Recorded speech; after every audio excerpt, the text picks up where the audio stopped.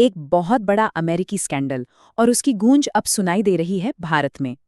तो आज हम समझने की कोशिश करेंगे कि ये पूरा मामला असल में है क्या और जो सोर्स मटेरियल है वो क्या दावे कर रहा है। तो सबसे बड़ा सवाल यही है ना, कि अमेरिका में हुए एक इतने बड़े घोटाले का भला भारत से क्या कनेक्शन हो सकता है।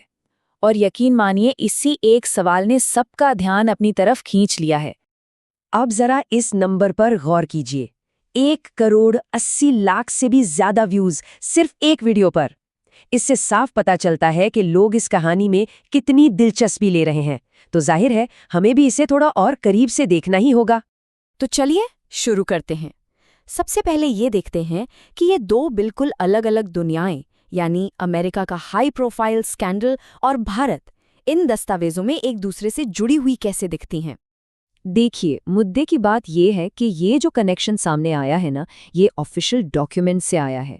और बस इसी बात ने ग्लोबल पावर नेटवर्क्स पर बड़े गंभीर सवाल खड़े कर दिए हैं। अच्छा, आगे बढ़ने से पहले ये जानना बहुत ज़रूरी है कि आखिर ये जेफरी एप्स्टीन था कौन और क्यों ये पूरा मामला इतना बड़ा बन गया है। तो जेफरी एप्स्टीन के बारे में दो चीज़ें समझनी होंगी। पहली, वो एक ऐसा फाइनेंसर था जिसके कनेक्शंस बहुत बहुत पावरफुल लोगों के साथ थे। और दूसरी, वो एक सजायाफ्ता अपराधी था, सेक्स ट्रैफिकिंग जैसे संगीन जुर्मों का दोषी। और ये दोनों ही बातें इस कहानी को समझने के लिए बेहद ज़रूरी हैं। और जब हम एप्स्टीन फाइल्स की बात करते हैं तो इसका क्या मतलब है? देखिए, ये कोई एक किताब या एक रिपोर्ट नहीं है। ये असल में कोर्ट से जारी किए गए ढेरों डॉक्यूमेंट्स का एक कलेक्शन है। इसमें ईमेल्स हैं, कैलेंडर एंट्रीज हैं, फ्लाइट के रिकॉर्ड्स हैं, मतलब बहुत कुछ है। ठीक है, तो अब आते हैं कहानी के उस हिस्से पर जिसका सबको सबसे ज्यादा इंतजार है। वो कौन से बड़े भारतीय नाम हैं जिनका जिक्र इन फाइलों में मिलता है। चलिए देखते हैं। तो जो सोर्स मटेरियल है उसके मुताबिक 3 बड़े नाम सामने आते हैं।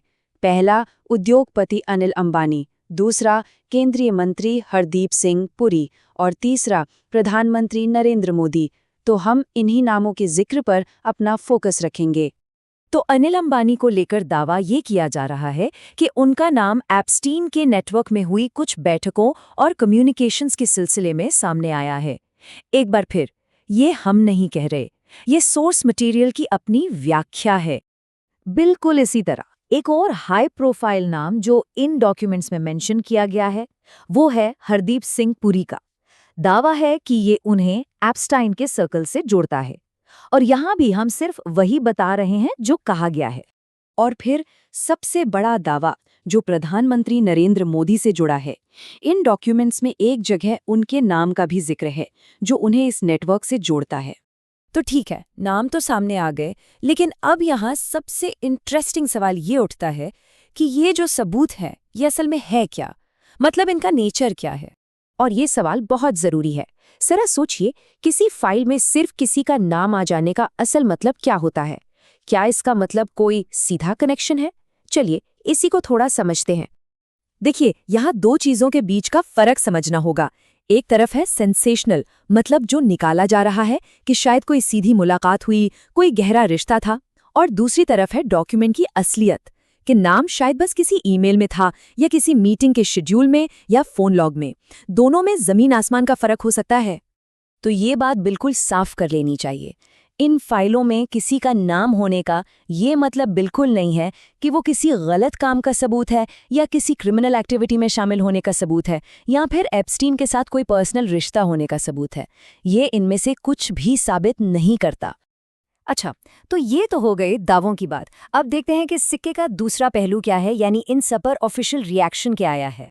जो ऑफिशियल जवाब आया वो बहुत ही तीखा और सीधा था। इन बातों को एक सजायाफ्ता अपराधी की घटिया अफवाहें कहकर सिरे से खारिज कर दिया गया। मतलब सीधा सीधा इन दावों के सोर्स पर ही सवाल उठा दिया गया। तो हमने दावे देखे, हमने देखा कि ये सबूत किस तरह के हैं और हमने ऑफिशियल खंडन भी देख लिया। तो इन सब के बाद बड़ा सवाल ये है कि हमें इससे क्या समझना चाहिए, क्या है असली टेक अवे। तो देखिए, इसका जो बड़ा मतलब निकलता है वो ये है कि ये कहानी किसी के गुनाह साबित होने से ज्यादा ग्लोबल एलीट क्लास के बड़े और उलझे हुए नेटवर्क्स के बारे में है।